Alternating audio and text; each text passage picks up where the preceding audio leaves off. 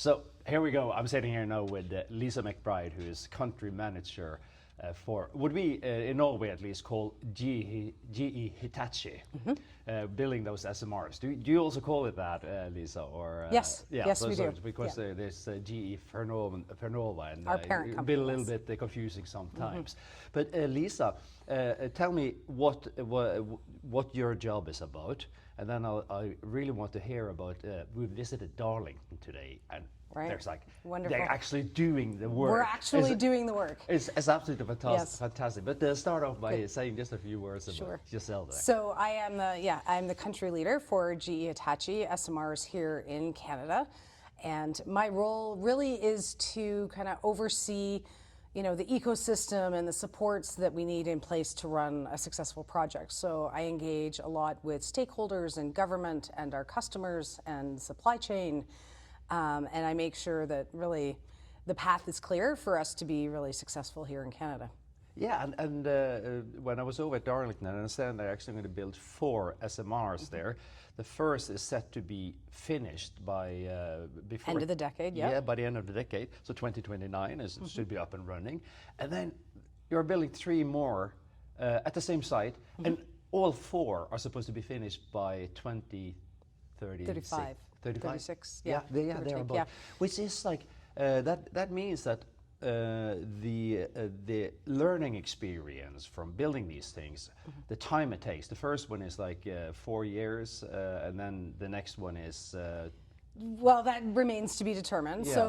So we're going to finish Unit 1, and it's fun for me. So I live east of Darlington, and where we're chatting today is west of Darlington. So every day I drive to work and I get to see the progress that's happening on the site as I drive back and forth to work. So I can see every day we're really doing this. And it's like you come to that site. Yeah. There are big holes in the ground. Yes. There's like full-size holes in the ground where the reactor vessel is that what you call it? Yeah, the reactor pressure vessel will go down. And yeah. that is deep. Yeah. So when we think about the project, we're going to finish Unit 1 end of the decade. We will work with our partners on the project today to incorporate all the lessons learned from the deployment of the first unit, and we'll incorporate that into second unit, third unit, fourth unit. Ideally, we leverage the lessons learned and the experience from our partners. So hopefully today when you visited Darlington, you got a sense of the type of operator that Ontario Power Generation is. They have decades of experience, history of excellence in operations. Yeah, because we got a presentation by them this morning. Yeah. They have a long experience with nuclear reactors. Yes, and then so not only do they have operational experience and a history of excellence and safety in doing so, but they also have a lot of experience in large nuclear infrastructure projects. So their Darlington refurbishment has been a project that they have been working on since, I think they started planning for it around 2016. It's a $12.8 billion project. They are ahead of schedule and they are on budget. And they worked on their refurbishment with Aecon Nuclear Construction Company and Atkins Realis. And so when we started this project for Darlington New Nuclear Unit 1, we engaged with the same partners. So we have all of the expertise that has made the refurbishment a success in terms of cost and schedule. Those are the same partners that we have on this project. So it really de-risks our first-of-a-kind deployment. So I was thinking that sounds like a perfect way of doing things. You say, okay, here we already have a company, OPG, who's going to be the owner of and the operator, I guess. And then you get the other 2 companies. You mentioned Aecon, which is the construction company, and Atkins, which is the architect engineer. Architect and engineer. Yep. So those 3 are already working together, and then you come into the loop there, and suddenly you have the full cycle, right? We have it all. And you're not going to build 1. You're actually going to build. We're going to build 4. You're going to build 4 at Darlington. I guess there hasn't. I don't know if it's been decided, but Saskatchewan is also planning for 4. So we're working with Saskatchewan. Their project is at a different timeline, as they didn't have a site. They're working on their site selection, so there's more work to do on site selection before we get really moving. Darlington had a site with an environmental impact assessment ready, essentially, to start site preparation, which gave us really, I would say, the jump on what we're doing. And I think a couple of things I would say, you know, from my perspective, I think we are, quite frankly, we're quite literally breaking ground in Ontario and in Canada in a number of ways, not just on this project, but in terms of large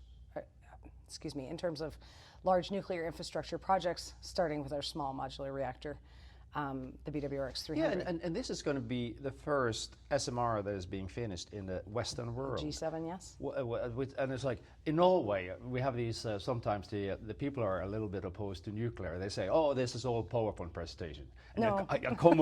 yeah, exactly. It is definitely not a PowerPoint presentation. But, yeah, when you're so involved in what's happening there, it must be funny for you to hear that people that call it PowerPoint I think we see it, presentations. you know, you know what, I can see it in people's reactions.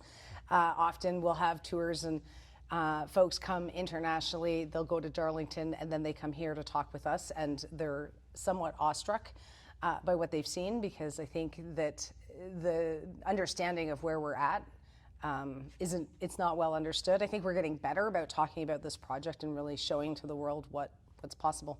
Yeah, and I talked to Greg from Aecon, and he had a presentation where he showed what's going on. They are actually building things now. Yes. They're building robots to do the welding. To do welding. I was like, this is like so happening.